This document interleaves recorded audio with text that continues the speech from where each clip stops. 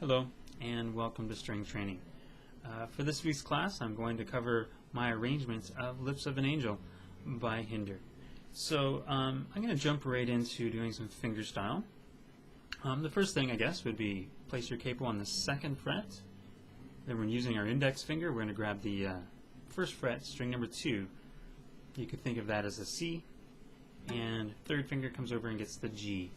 3rd fret, string 6.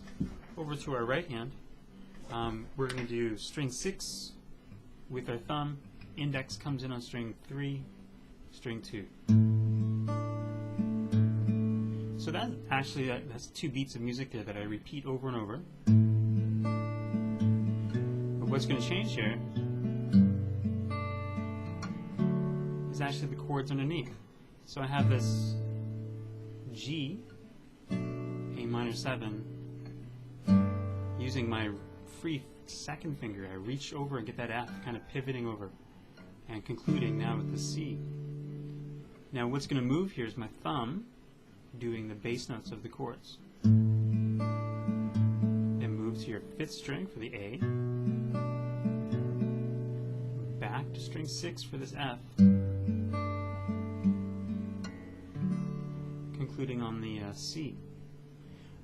Following that, we get into the verse where I alternate between the bass notes of those same chords and put the vocal melody around that. So for the G chord, alternate strings 6 and 4. It's very important that you can do the bass notes and then try to throw those vocal melodies around that. Keep a really solid bass line. Here's your A minor chord, string 5 and 4. The F, 6 and 4, and the C. Alright.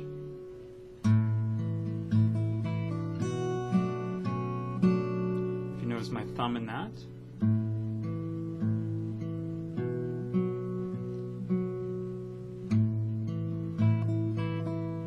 adding really one vocal melody to that entire G chord is primarily this this D played with my 4th finger on string number 2, the 3rd fret. Or I do a pull to the 1st finger. Moving on to the A minor chord, our melody is open 1st string,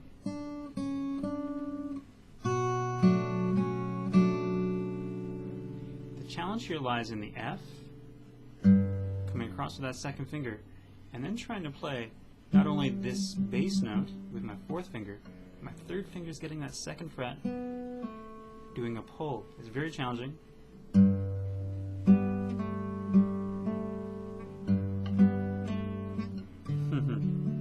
can hear how I just kind of flubbed that up there.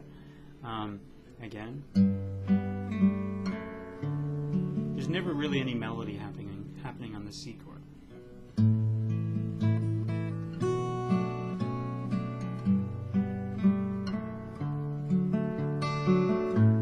And the verse is primarily based on just that, repeating over and over again. Okay, so moving on to the pre-chorus, where we have a melody that repeats itself over and over again with the chords. The melody is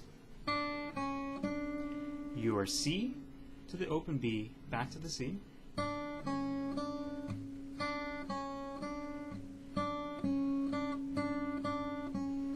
That melody there, and our chords are C, G, A minor 7, to the F. Now I'm actually with my fingers hitting 3 strings, filling out the sound, hitting string 2, 3, and 4.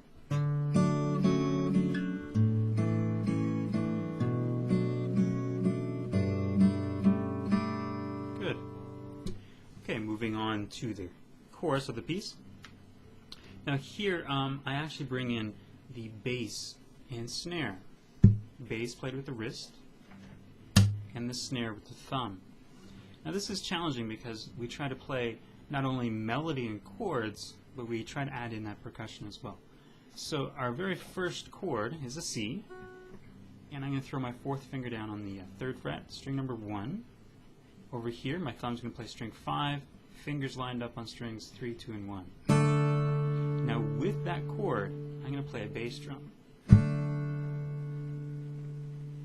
So bringing all the fingers into the hand, all the motions very, it's very tight down here. I'm not moving from the elbow at all. It's all from the fingers. And then bringing the wrist down with that motion.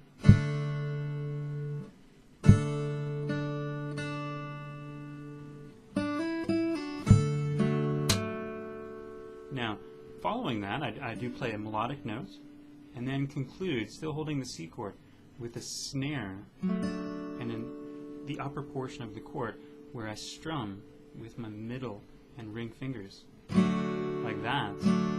But at the same time as I strum, my thumb comes down. A little cleaner sound than that, actually.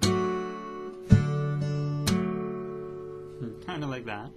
All right, now that kind of technique works its way over every chord set. Now right there I played the G with the melody here on string number 2, 3rd fret, and the chord grip is very similar to what I did with the C, only moved up. So thumb playing string 6, fingers playing strings 2, 3, and 4. Sorry.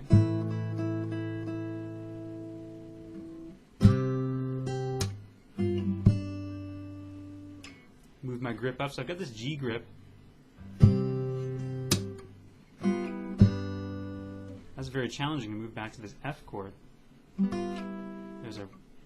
Using my 4th finger. The fingers have been remaining the same this entire time on strings 6, 4, 3, and 2. I do a slide from the 4th fret to the 3rd fret.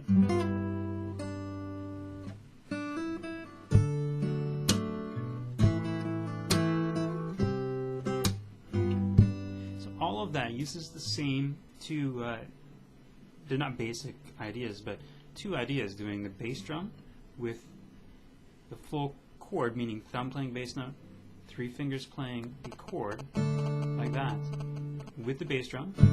That could be played on this chord, on the G chord, then the snare drum's always middle and ring, coming down with the thumb at the same time.